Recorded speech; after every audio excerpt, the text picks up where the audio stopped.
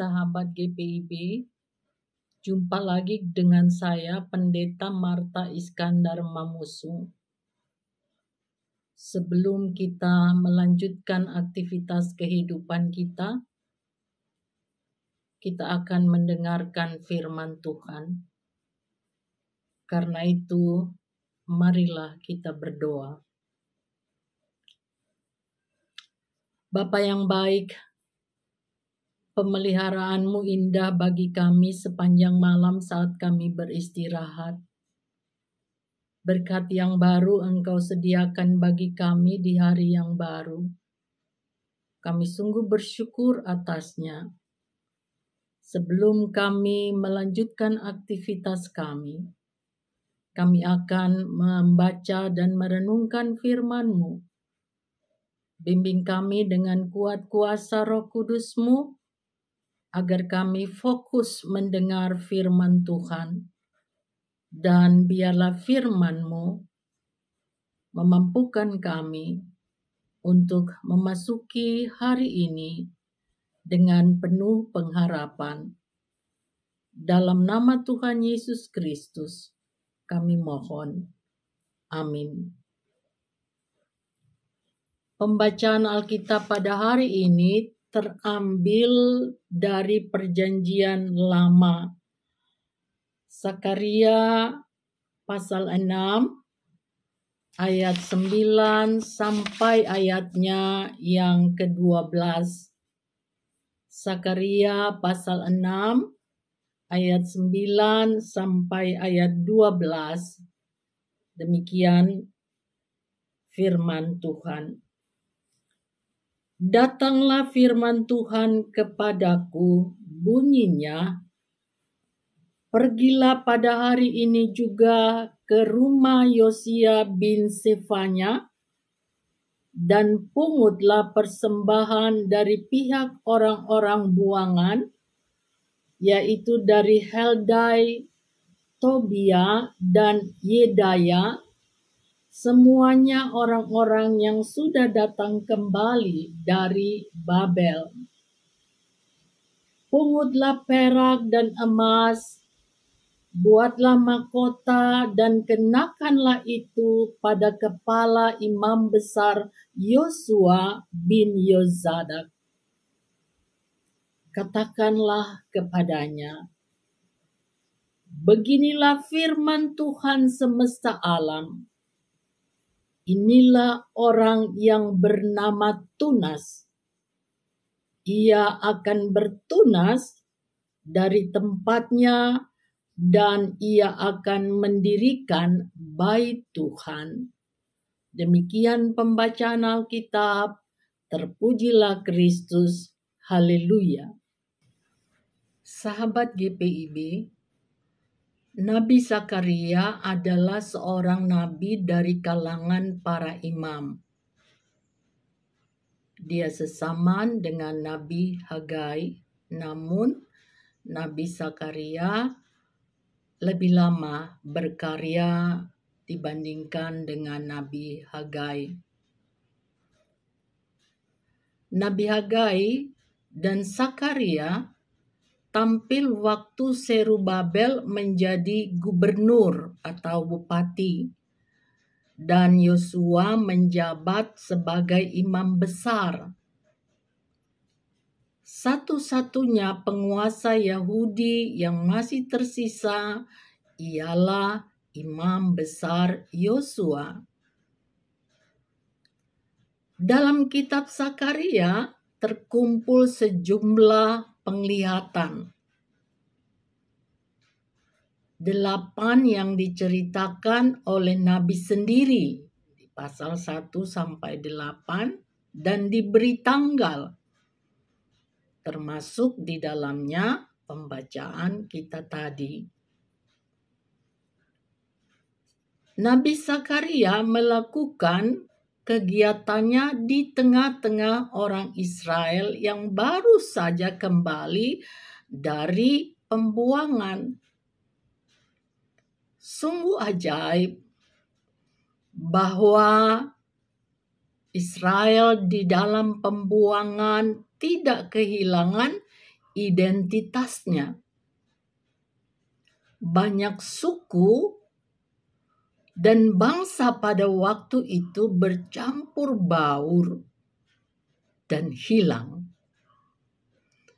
Israel walaupun secara etnologis juga bercampur, namun secara rohani justru mencari kepribadiannya secara baru dalam pembuangan.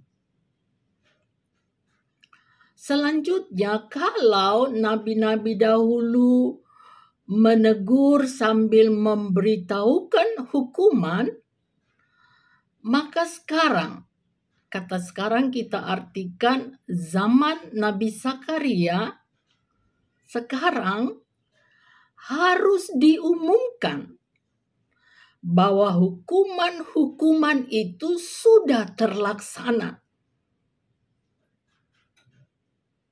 Sekarang telah dimulai hidup baru. Sekarang adalah masa keselamatan yang telah datang. Sahabat GPIB, setelah mereka kembali dari pembuangan, mereka mendapatkan kota Yerusalem sudah menjadi reruntuhan dan bait Allah sudah hancur.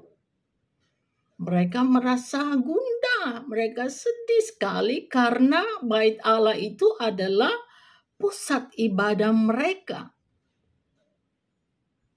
Bait Allah harus dibangun. Pertanyaannya adalah siapa yang akan membangun bait Allah itu? Kepada Nabi Zakaria pertama, Tuhan berfirman bahwa ia harus menarik persembahan dari orang-orang yang kembali dari pembuangan, yaitu Heldaim, Tobia, dan Yedaya. Kedua, Zakaria harus menunjuk Imam Yosua bin Yosadak dan memakotainya dan menyatakan dialah Tunas yang akan membangun bait Allah. Penglihatan tentang seorang yang bernama Tunas hendak menjelaskan tentang kerajaan Yehuda yang akan bangkit setelah mereka kembali dari tempat penawanan di Babel. Pembangunan bait Allah tidak hanya didukung oleh 3 orang yang tertulis di dalam pembacaan kita tadi, tapi juga didukung oleh banyak orang. Hal ini dijelaskan di dalam Zakaria 6 ayat 15. Orang-orang dari jauh akan datang untuk turut membangun bait Tuhan. Maka kamu akan mengetahui bahwa Tuhan semesta alam yang mengutus aku kepadamu. Dan hal ini akan terjadi apabila kamu dengan baik-baik mendengarkan suara Tuhan Allahmu. Pembangunan itu bukan sekedar pembangunan fisik, tapi juga pembangunan spiritual. Umat diharapkan mendengar suara Tuhan dan melakukan firman Tuhan. Kelompok para imam sesuai tuntunan Tuhan akan memakotai imam besar Yosua bin Yosadak yang berusaha untuk membangun kembali dinasti Daud untuk memimpin kerajaan Yehuda ketika mereka kembali ke Yehuda. Kerajaan dan tahta Daud harus kembali memerintah seperti janji Allah kepada Daud bahwa kerajaannya akan kekal. Seluruh penglihatan yang didapatkan oleh Nabi Zakaria telah mengarahkan perhatian dan kesadaran iman seluruh umat Israel bahwa janji mesianik itu segera terpenuhi. Janji ini tentu sangat dinantikan oleh mereka yang sudah puluhan tahun mengalami pembuangan di tanah asing. Salah satu dampak terhadap diri mereka dari pengalaman sulit itu adalah melemahnya kepekaan iman terhadap perkataan Tuhan. Itulah mengapa salah satu dampak dari penglihatan yang diterima Nabi Zakaria pada ayat 11 adalah membimbing ingatan umat terhadap penggenapan nubuatan mesianik yang sudah Tuhan sampaikan melalui mulut para nabi sebelumnya. Tuhan ingin menunjukkan kepada umatnya bahwa Tuhan tidak pernah melupakan segala perkataan yang telah Ia sampaikan kepada mereka. Meskipun pengalaman pembuangan harus mereka jalani dalam jangka waktu yang cukup lama, namun seluruh kondisi tersebut tidaklah menurunkan kualitas firman Tuhan. Sekali lagi, meskipun pengalaman pembuangan harus mereka jalani dalam jangka waktu yang cukup lama, namun seluruh kondisi tersebut tidaklah menurunkan kualitas firman Tuhan. Itulah mengapa pekerjaan kenabian Zakaria mengandung nilai penggenapan nubuatan mesianik yang kuat. Satu kata yang mewakili bahasa Ibrani, Masia, bahasa Aram, Mesiha, dan bahasa Yunani, Mesias. Arti dasar dari Mesias ini adalah orang yang diurapi. Gelar Mesias ini dipakai untuk penyelamatan yang akan datang. Dan bahkan orang Yahudi percaya bahwa yang akan menyelamatkan pada masa yang akan datang adalah Allah sendiri.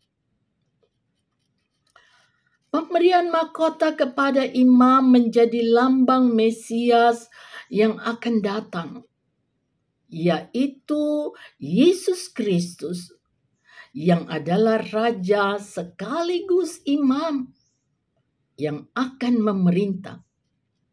Ia akan mendamaikan manusia dengan Allah sekaligus memerintah dalam keadilan dan kebenaran.